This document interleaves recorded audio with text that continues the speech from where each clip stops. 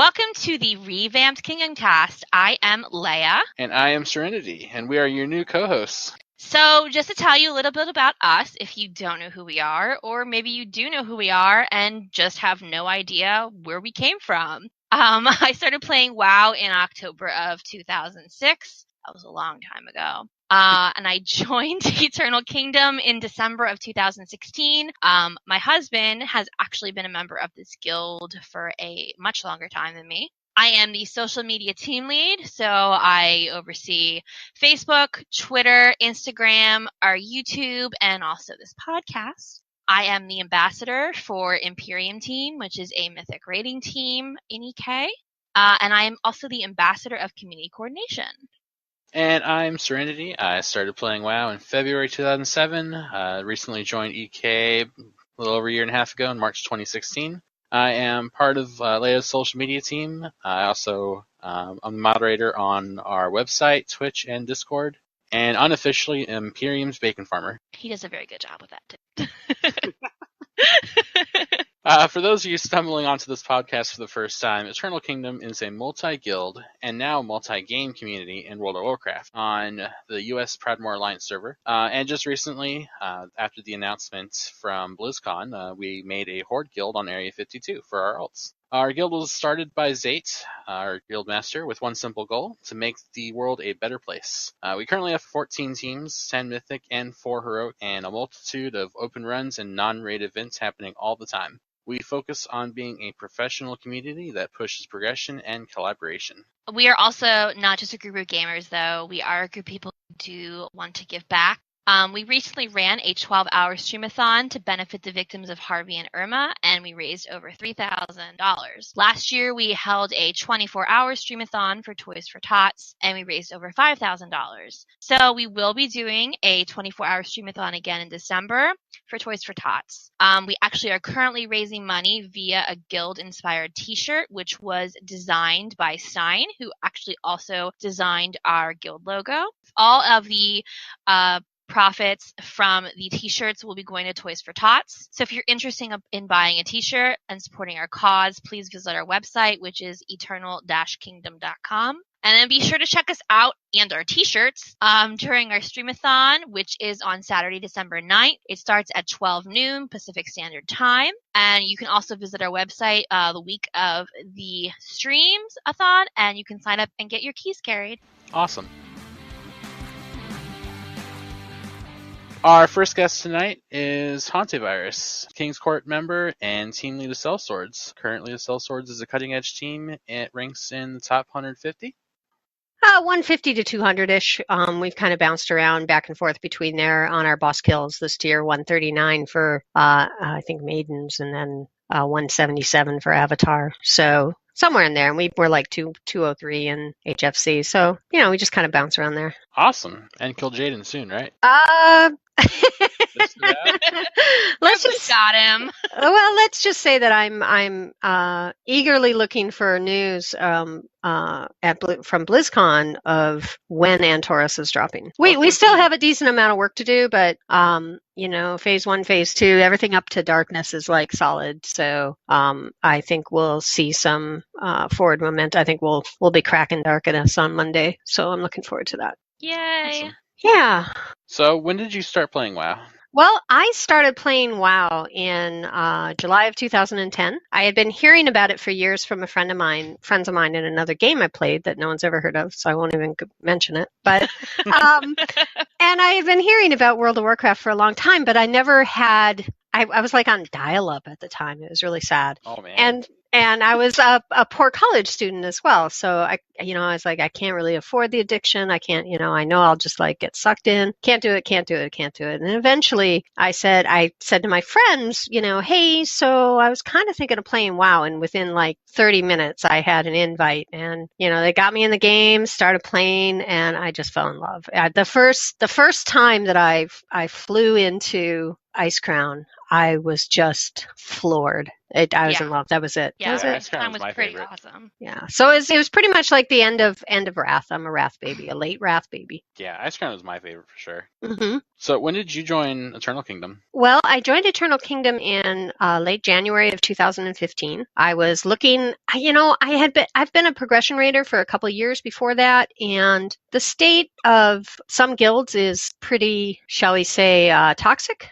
I mean, I'll just be blunt. There's a lot of toxic environments out there, especially if you're if you're gaming while female. So I started listening to a lot of different streams and looking at people's web forums, and I was looking for a place where the guild was fairly cool and I didn't have to raid on Tuesdays. And it just so happened that Eternal Kingdom was just starting up a team. It was their third team. And it was Sellswords. And so I applied and I was accepted, promoted to Templar in a week, and the rest is kind of history. Which I guess segues into, I think you were going to ask how I became team lead. And yes, how did you become team lead? How I became team lead was... you just drive this interview. You go, Handy.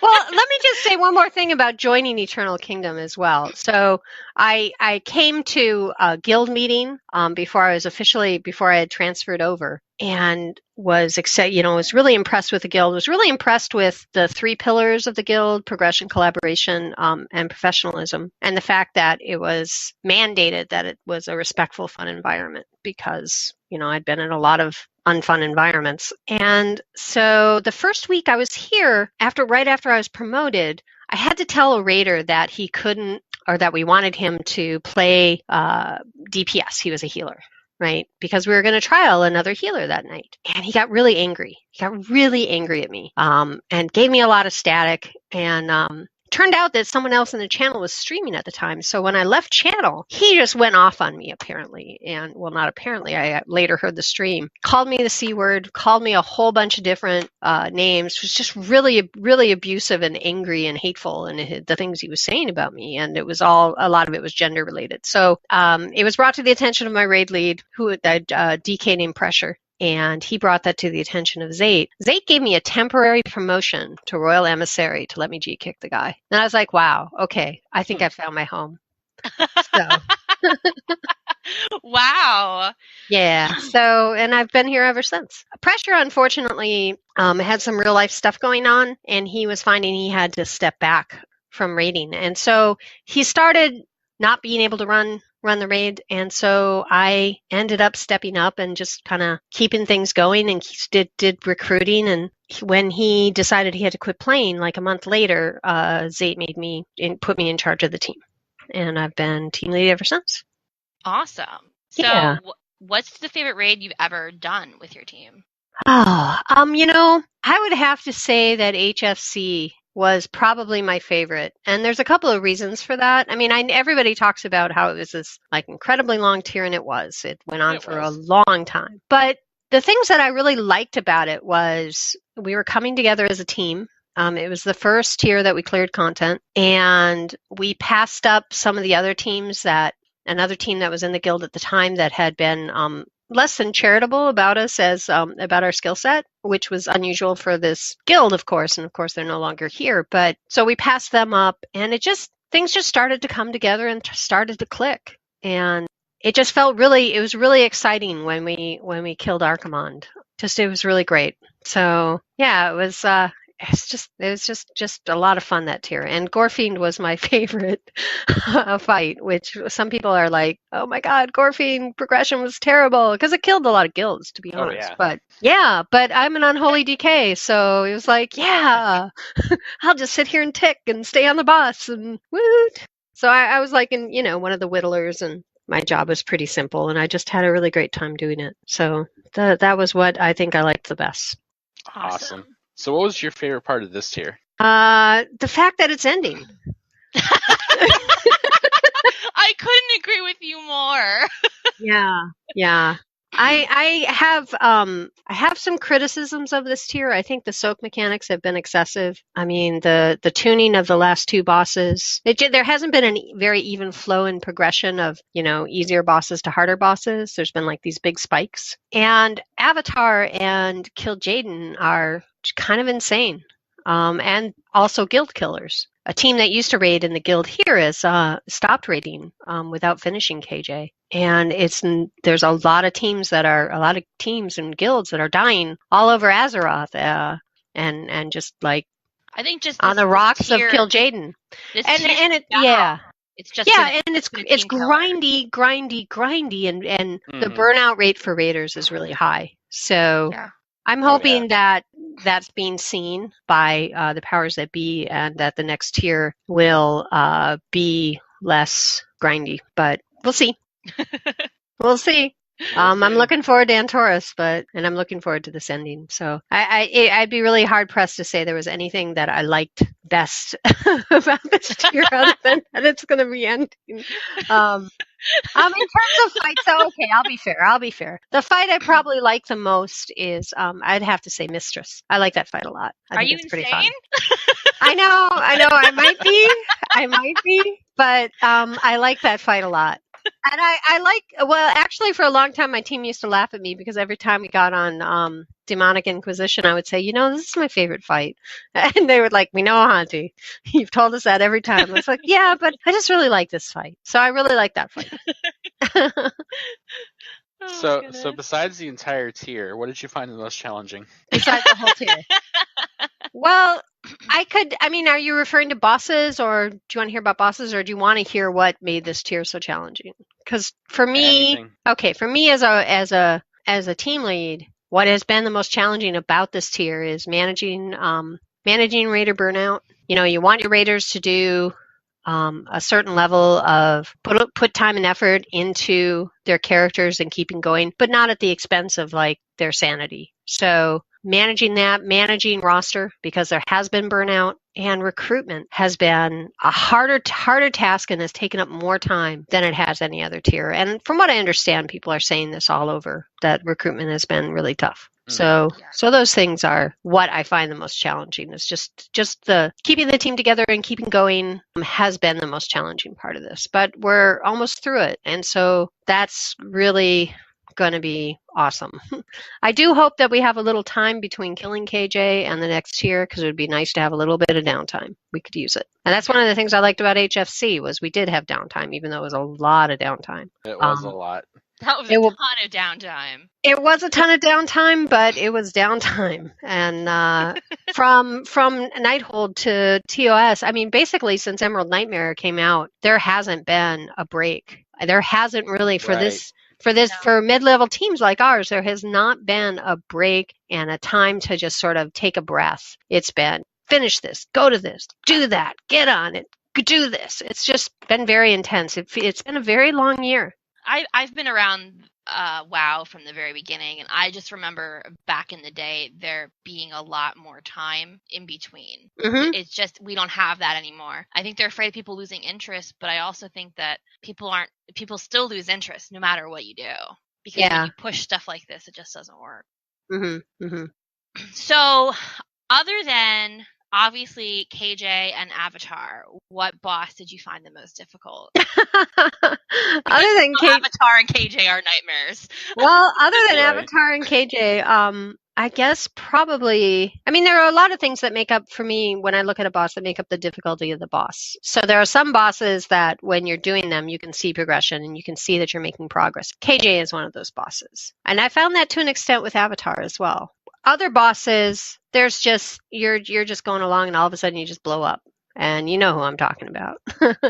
I would say probably the hardest boss, I think, is probably, people would probably say Mistress, but I think probably Maidens. Just because the slightest misstep by one person can blow up the entire raid. And it's frustrating for people who are doing the mechanics well, when somebody just makes one tiny mistake and everything blows up. So, and when you go to Maidens, you sort of expect that you're going to get it down fairly fast, and then it takes longer than you think. And rekills on Maidens are more of a difficult re-kill than I've seen for this team. Usually our re-kills are really, really fast and easy. We do really well on them. Like we thought Mistress was going to be a tough re-kill, and not a problem.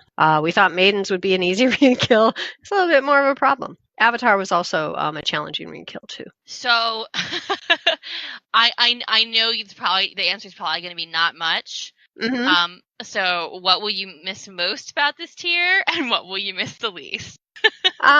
What I will probably miss most about this tier is I have some raiders who've expressed a desire to either they're stepping down from raiding, or they're going to be moving up and looking for higher progression. And so I'm going to miss them. I think that's what I will miss the most. I love the people on Sellswords. I love the team. They're all good people, and it's really just a pleasure and an honor to raid with them. So you have a really awesome team. Oh, well, thank you. Definitely. Thank you. Yeah, Thank I love you. the people on your team. They're all great people, and they're really active in the guild. I really want the Sellswords to be good community members. It's very important to me, and something that I try to stress, because this is it's a really great place to play, and it's nice if you can, give back to that.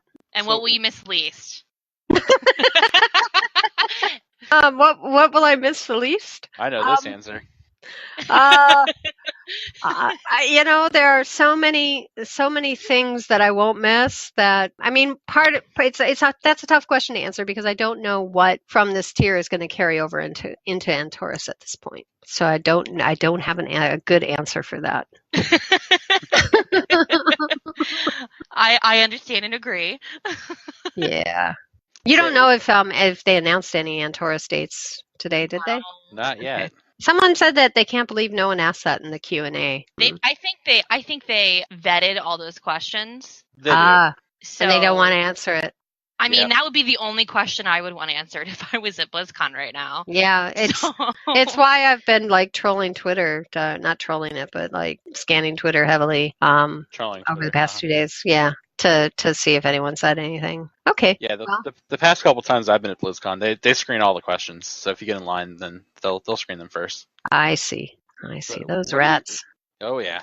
So what do you think your team learned from this tier that'll help you in future raids? I don't really have a good answer for that. Hopefully we learned, on Avatar in particular, we had some roster cycling. We had some people step down during Avatar and some new people come on board. So it's my hope that what we will have learned is that, we have to be patient. We have to continue to be patient with people's learning curves. Because that's just going to, when we have a situation like that where we have to replace people mid-progression, that's just something that's going to happen. I also hope that they learn to be careful with their gambling on break. Nice. We have someone on our team who I think is legitimately broke because of that. Yeah, I've had a few people go, "Oh, I can't do that role because I only have 27K left." I'm just kind of face palming when I hear that. So I'm like, okay. Do I have to start supplying you with potions of power? Apparently so. They can't. They probably can't afford anything. Last night, someone said that, and then they turned around and won 2 hands in a row. So or 2 rolls in a row. So they were back up in the game. So. And then you got to stop after that. Yeah, you'd think, but they don't. So that's what I hope people learn some moderation with their gambling. Well, thank you so much, Hanti, for being our very first guest on this updated edition of the Kingdomcast. Well, thank you so much for having me, and I hope everyone has a good holiday month, and look forward to seeing you guys in game. Awesome. Okay, EK, our second guest is Arth. He is the raid lead of Onslaught. They are a cutting-edge team that ranks in the top 500 US. So, Arth, when did you start playing WoW? I started playing in January 2005, I think. Was that launch? I think the year after it. Okay. It was right before Burning Crusade, and I made the terrible mistake of maining a Ret Paladin. Oh my gosh. When did you join EK then? Just about 1 year ago, I think. My guild had fallen apart, and so I was looking for a team, and then I made it here. Awesome. So you put together several PTR runs of Antorus. How's that been so far? It's pretty good. The PTR has been mostly stable. Some add-ons obviously just don't work, so kind of playing with a messed up UI, but it's not terrible to deal with. The biggest issue was finding people on there who wanted to hop in Discord and kind of go along with what you were doing rather than doing their own thing, which made it kind of difficult to see some parts of the fight. So did you start with normal, or did you go through Heroic and Mythic too, or how'd that work out? It was just kind of a last minute decision to do it when we saw that there was testing available. So it was right when they started Mythic testing, I believe. And we were just like, hey, let's go do this and try and get people to do it. And so we only did whatever Mythic testing they had available and a few bosses in Heroic. What differences are there in between Antorus and Entomb? I think aesthetically, Antorus is going to be much more interesting. Prettier? Yeah, definitely. Especially some of the areas like ENR. I think they kind of followed suit with some of the encounter areas being sort of smaller enclosed spaces, which kind of is a bad thing, but sometimes you don't really notice it in some of the fights because there's a lot of just open areas as well for some of the other encounters. So it's not that bad. Enclosed could definitely be good and bad, because like on a fight like Sisters, where it kind of messes up your camera angle. Oh, sure. It's a lot more difficult. Now, I know a lot of people out there are going to want to know this. Are there a ton of soaking mechanics again? It's kind of funny because the devs have acknowledged that there was way too much soaking mechanics in Tomb. So Antorus comes out, you clear the trash to the first boss, Garathi Worldbreaker, and he has a soak mechanic. Nice. But it's similar to the Reign of the Destroyer on Mythic Avatar, where anyone can soak him. It's not lethal damage, and if you miss one, it does raid-wide damage. But even then, like we noticed, one missed soak wasn't enough to kill people that were also soaking another one. So it's not that bad. You're not going to have to stack like a bunch of immunities or rogues to deal with them. And from what I recall, that first boss is the only one that has a soak mechanic. So it's not like we're doing Garath again, where you need to have people with immunities or stack a couple people. Right. Thank God. So what's your favorite fight in there so far? I'm going to have to say ENR just because the area is beautiful. Like it's basically the Conservatory of Life from Ulduar, but in like a really wide open space outdoors. Okay. With a bunch of bridges and walkways just floating up in the air, basically. And it's sort of like a tower defense fight. There's, a few mobs that you tank, but otherwise just waves of mobs running through that you have to kill before they reach the center, which is pretty cool. And you have like jump pads and an extra action ability that lets you jump into the air and glide to other areas, so you can really easily travel between, like, basically across the entire area. It's really cool. What do you think is going to be the wall for this raid? What's going to be the hardest boss? I'm going to exclude Argus because it's kind of a given that the last boss is going to be really hard. Yeah. So before that, I'd say Iminar might give people some trouble because he kind of moves back and forth between two platforms with a bridge in between, and you have to cross the bridge where there's a bunch of traps and explosives and mines that can affect the entire raid, but mostly people within the area, but the bridge is very small. That sounds like something's going to kill me. Yeah, and he's taking reduced damage and getting an increasing damage buff the longer that he's channeling his ability. But if you interrupt it early, like you just send one person who can get through really quickly and interrupt it, anyone that's not on that platform that he's on takes a bunch of raid-wide damage from rockets and stuff. So, like, you have to have your entire group move across the bridge and avoid all the traps at the same time. And I think that's going to be pretty rough for some people. Yeah. It sounds like that might be the fight that I die on. That's what I was thinking for, right? Yeah. So how do you rank Antorus against all the other raids we've had so far in Legion? I'd say it's probably going to be my favorite raid for this expansion, with Nighthold probably being my second. I like the difference in aesthetics for all the areas, because you go from the Conservatory of Life, just beautiful open area with a bunch of plants and everywhere, and then you go in for like the Coven of Shavara and just this kind of dark room with a bunch of cute girls everywhere. It sounds different, and it sounds like we're not going to be looking at the same thing throughout, which is kind of what we're dealing with right now. Yeah, and especially Agrimar and Argus, like the encounter areas there are just they look amazing. Like you can tell they put a lot of work into making it feel really cool just being inside there. So now we know why they spent less time on this one to spend more time on the next one. Right. Hey, you gotta Awesome. save the best for last, right? Well, yeah, I Absolutely. would hope so. Well, I am looking forward to it. I know my team is. We are tired of Tomb and cannot wait for the announcement as to when Taurus is going to be released. Hopefully, fingers crossed soon. I was hoping it would come out today in the Q&A, but obviously not. So, Yeah. thank you so much, Arth. We really appreciate having you here. Thanks for having me. Thank you. All right, so our last guest tonight is Rathar. He is the raid lead of Imperium and lead of Eternal Kingdom's Destiny group. Good evening.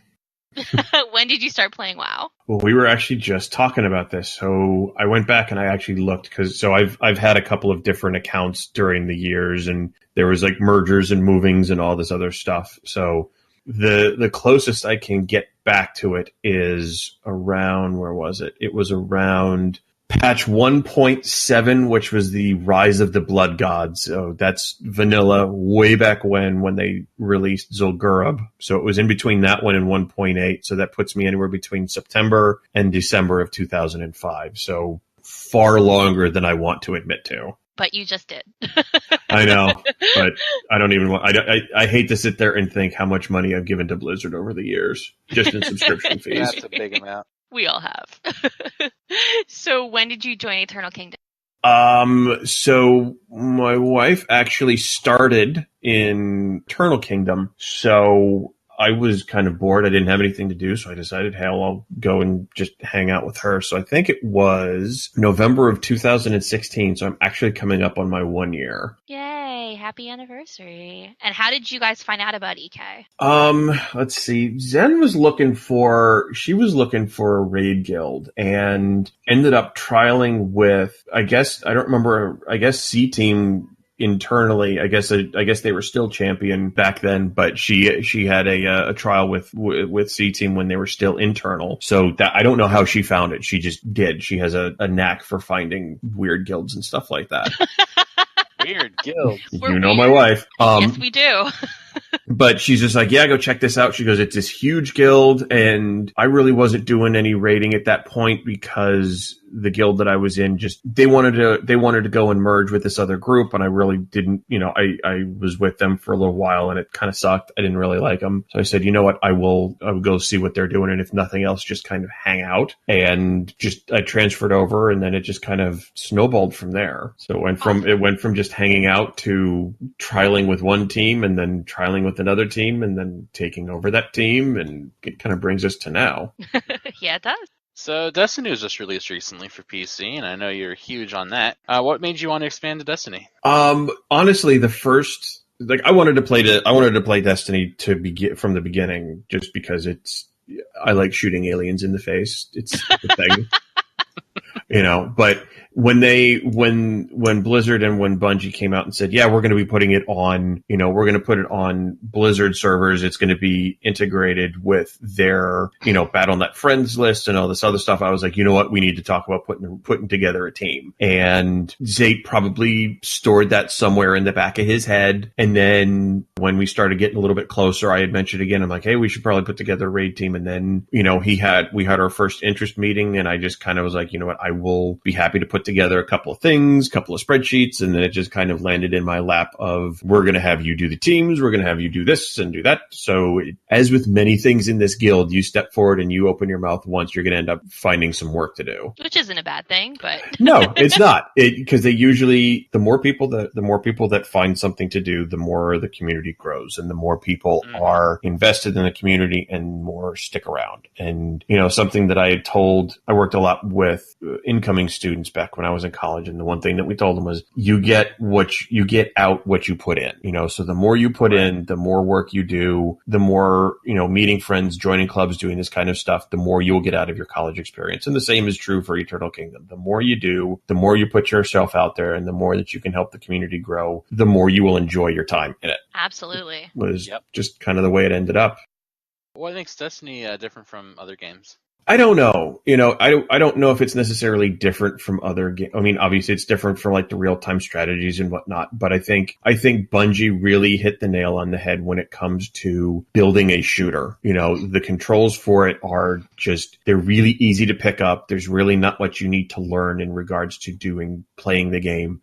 And, Bungie was one of the developers for the original Halo series. So they've got a long storied history of developing shooters and developing in not just the mechanics of the game, but developing story. Though if you ask people what the story was in Destiny 1, they're going to go, you know what? I'm not entirely sure. Because there was a lot of controversy around that. They had said that there was a lot of budget cuts or something, and there was a lot of fighting right before the launch of Destiny 1, and a lot of story got cut out. Whatever lore there might be kind of ended up getting shoved into the Destiny app and finding some of these things. So as you found weapons, you'd find out a little bit of the lore, but it's not like WoW, right? But in general, it was a well done game. And I think that the idea of expanding Eternal Kingdom into that it was an easy decision to make when they said that it was going to be part of the BattleNet system. Doing stuff with Overwatch is cool, and doing stuff with some of the other Blizzard games is cool, but there's no raids. That's mostly all PvP stuff. This one actually is PvE, it's raids, it's PvP, it's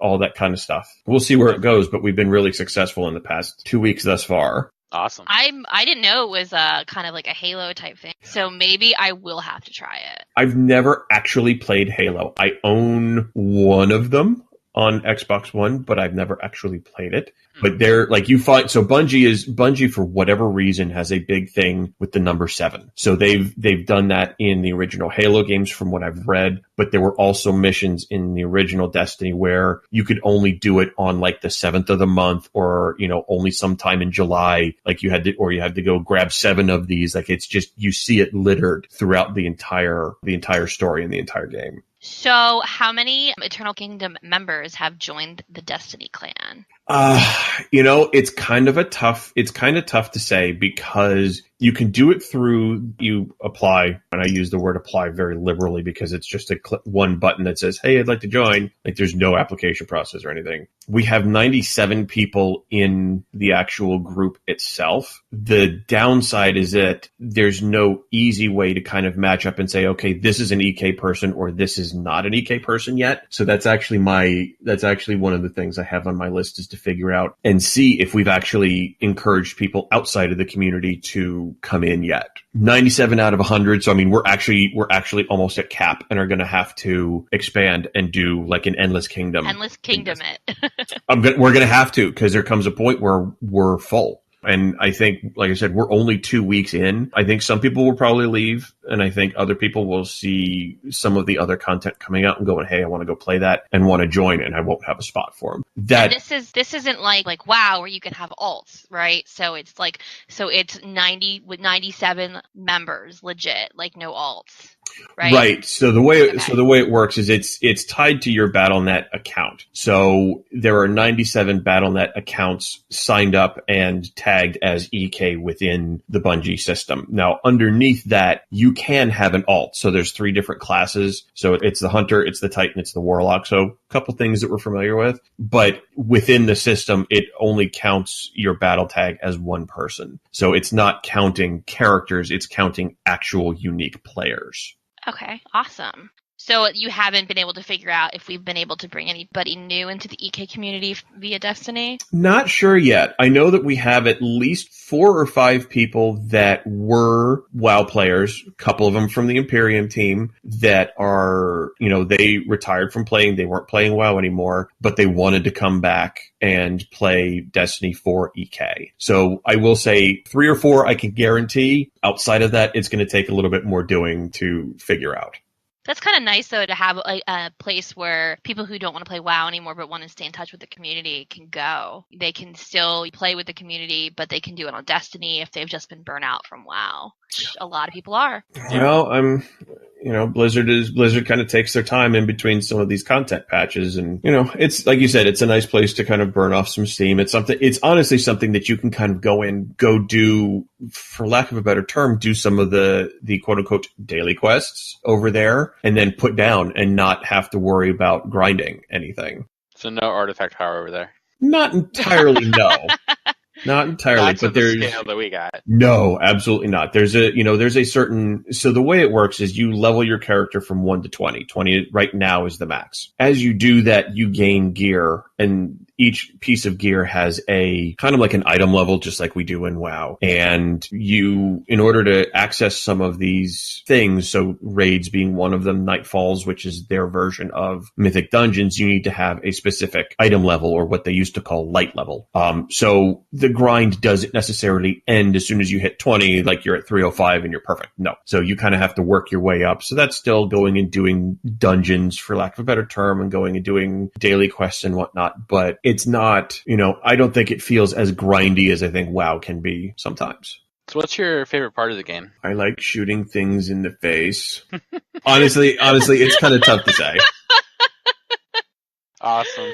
I like shooting things in the... I mean, it's a shooter. That's the best part. It's a good reason. I mean... Mm-hmm. I will say I like a lot of the voice acting. I think they've done a tremendous job with the voice actors that they brought in. I think they definitely expanded on the roles and the story that they kind of started in Destiny 1. So if you're a Firefly fan, Nathan Fillion, or Castle fan, Nathan Fillion plays Cade 6, who is the Hunter Vanguard. Nice. So think of that as like the... We're a Buffy fan. He was in Buffy as well. That's right. He was Caleb. He was the nasty priest at the end of it. He was the evil priest, yes. So he's in that. So I don't remember her name, but she was the wife of Alan Tudyk in Firefly. She plays Ikora Ray, so she's in that. Claudia Black, who was in Farscape and Stargate SG-1 in the last few seasons, is in that. Nolan North does the voice of your little ghost, the little flying thing that you might see. It used to be Peter Dinklage, and I know a lot of people didn't like the fact that they brought in, or they had him for that. I thought he was a much better ghost than Nolan North is, personally. Awesome. I like that there's a lot of people that we actually know who they are doing voice. There's actually quite a bit. What was it? The guy that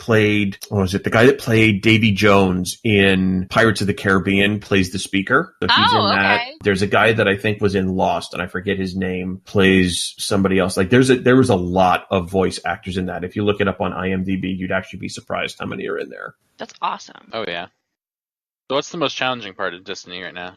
First, I would say scheduling people. So that was my big challenge. Was we wanted to field actual raid teams, and getting, we had probably about 30 people sign up before the Destiny launch, and organizing 30 plus disparate schedules into a cohesive team was incredibly difficult. And also, there are some people that are coming into Destiny and not having any knowledge of how it plays. You've got other people that came in and they knew exactly what they wanted to do. And I had a couple of goals. One, I wanted to make sure that there was diversity between the teams in regards to, I want to make sure that you've got people that are playing all of these different specs, but I also wanted to make sure that there was diversity as much as I could in regards to who was on the teams. Because it would have been very easy for me to sit there and go, all right, I'm going to take all the Imperium team members and I'm just going to raid with them, and I'm just going to throw everybody else together. And that my goal was actually, at least for myself, was to force myself to play and interact with people that I wouldn't do on a normal day-to-day basis. So I could actually force myself to meet new people. I think that's a really good idea because we have such a large community, but we don't always get to interact with everyone because we all have different raid times and different things going on and, different time zones. So it kind of makes it difficult to get to know other people. So I really think that was a great idea. It was difficult, but I'm really glad because I think this is probably our only opportunity to sit there and go, with different raid teams, you've got people applying, so you're never quite knowing who's there. We had the opportunity, I knew some of the names, I knew some of the people, but I didn't really interact with them. I just had the ability to go, you and you guys are going to be friends. You're going to go shoot people together. Enjoy yourselves. Like, we don't have that opportunity. I think that's awesome. Definitely. And it sounds like a lot of people are really enjoying it. We've seen it in our Discord where we have screenshots and people from our team are telling me to come play frequently. So yes. You know what? I really like it. I think if you're not a big fan of shooters, I don't know if they're going to release like a beta or anything that people could go and try out, but you never know. You might enjoy it. If you don't, unfortunately it's a monetary commitment just to kind of get into the system past that. But if you enjoy it, great. I would say the one thing, if you're really curious, watch some of the streams of folks playing it, because right now Twitch is saturated with Destiny 2 streams. I mean, it's been one of their highest streamed games in the past month and a half since it launched on console, because everyone's been clamoring for it. So if you were really curious about what the game was like, and even just, you know, starting out from the bottom or watching some of the raids and whatnot, find a stream and watch it and see if that's something that you might enjoy. And if not, live vicariously through us. We will save the universe without you. Well, good. I didn't know that I'd be that great at it anyway. But thank you so much, Ray. We really appreciate you coming to talk to us and being our final guest of our podcast. Well, you know what they say. They say the best for last. Or, you know, I was just I wanted to be here. I was actually surprised that you guys had asked to kind of talk about Destiny, because we are, for lack of a better term, we are Zate's great experiment. You know, this is the first time that EK has actually tried in an organized fashion to expand beyond what we know in WoW. Well, Zate's great experiments have worked out before. That's our guild community. So here we go. Yeah. So far, so good. I mean, it will be interesting to see what kind of longevity Destiny has, because, I mean, I know myself, I've played as much once they started talking about Destiny 2, and then, to be completely honest, I didn't play it as much because I started doing raiding with Imperium, and that kind of sucked up a lot more time than I thought it was going to. Sorry. It's not your fault. All the other lunatics that we have to deal with on a weekly basis. Kill Jaden? No, I was talking about the people that we're raiding with, not the bosses. And we'll end on that note. Oh, you're no fun. Thank you so much. You're very welcome. Thank you, EK, for joining us for our first revamped podcast.